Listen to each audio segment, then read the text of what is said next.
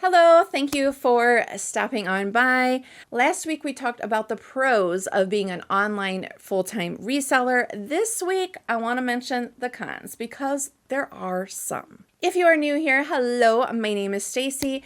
I am a full-time reseller, mostly on eBay. I do sell on Poshmark and Mercari as well, a little bit on Bonanza, but I have been reselling over 10 years and my main focus is used clothing. If you haven't watched the pros video, I will leave that down in the description box. You can watch that next. The income and stability. Last week I talked about the sky is kind of the limit, but when you work a 9-to-5 job, you know what you're going to get paid. It doesn't matter.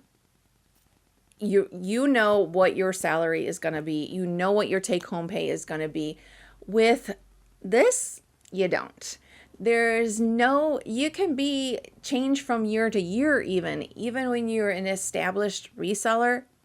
You know, last year could be better. There's things that can affect retail. That goes for retail in the brick and mortar and online, environmental, political, just all kinds of things can affect people's spending. So you can control it to a point as far as the more you list, the more potential you have to sell, and, knowing the price points, having the right price and doing that kind of stuff. But there's only so much you can control. You can't force people to make the purchase. So you just don't know. You really have to be able to budget your money. And when you have those good months, don't be like, oh, yay, I can go splurge, because you want to make sure you always have a safety cushion with income, because it definitely is ebbs and flows throughout the year. Long hours. I've always said how being an entrepreneur, you will work so many more hours just so you don't have to work 9 to 5 for someone else.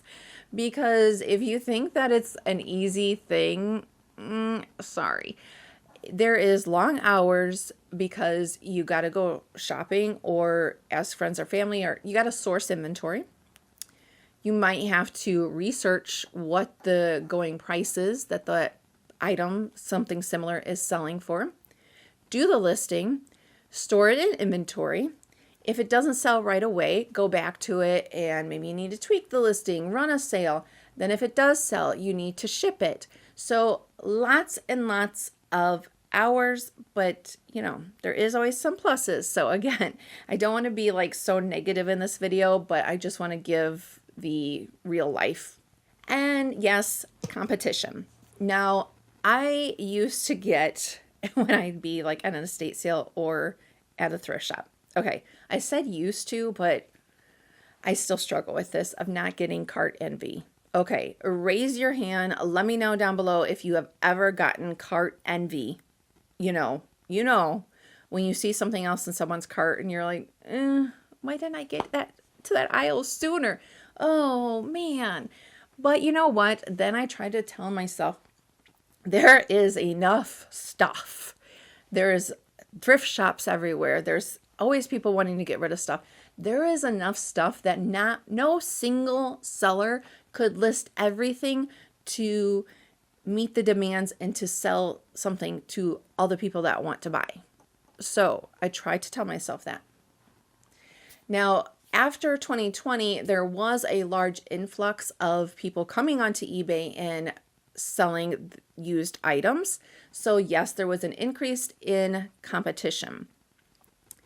I'm sure that some of the people are still, selling, but a lot of people I do think don't realize how hard it is and how much work it really does take. But know that there is some competition. You will see sometimes when you look at the solds or what's available, there could be hundreds of something, so just kind of keep that in mind. Unless you have something really unique or rare, but I feel like those are more that's not the usual to find something unique and rare.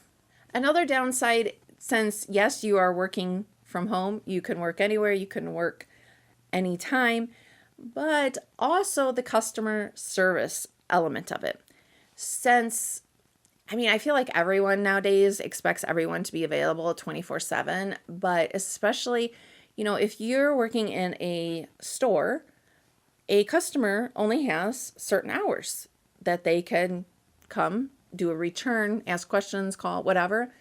But online, if somebody emails you, I don't have it happen too often, but I have had it sometimes where like somebody will make a best offer.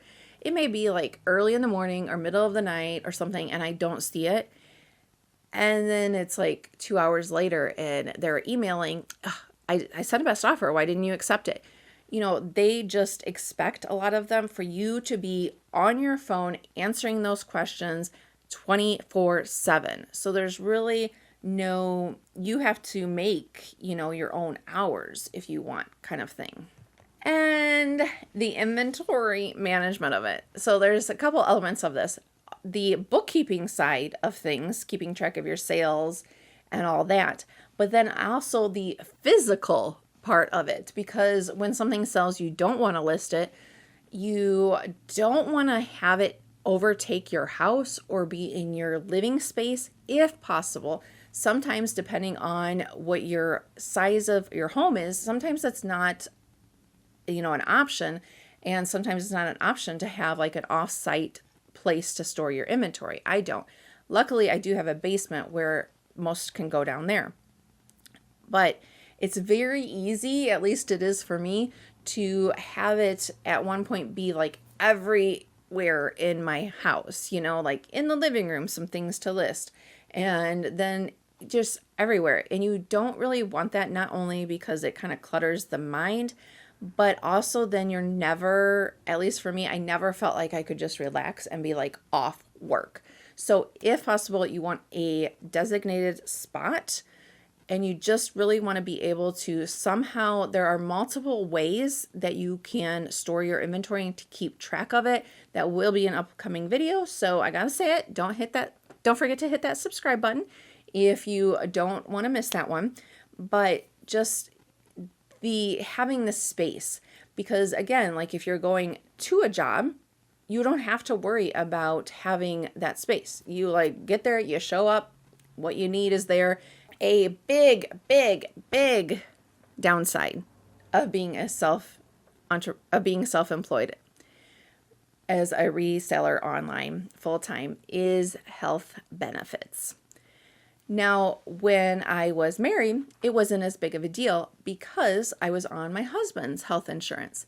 But I am divorced now, so I am self-supporting myself. So now it is much more of a bigger deal.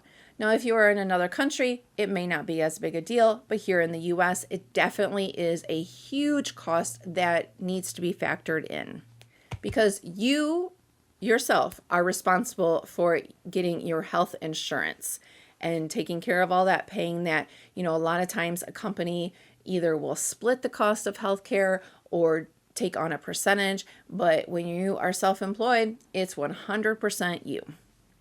Please let me know if I've missed any of these. Do you agree that these are some of the downsides? And where are you in your reselling journey? Are you starting part-time, full-time? You're not even thinking about it. You're just curious of what it's all about. I would love to know. Let me know in the comments down below. Hit that subscribe button. Thank you so much for watching. And again, if you want to see what the pros are, you can check out this video here. And if you want to see some of the supplies that I think you need to start off reselling, you can check out this video here. Thanks. Bye.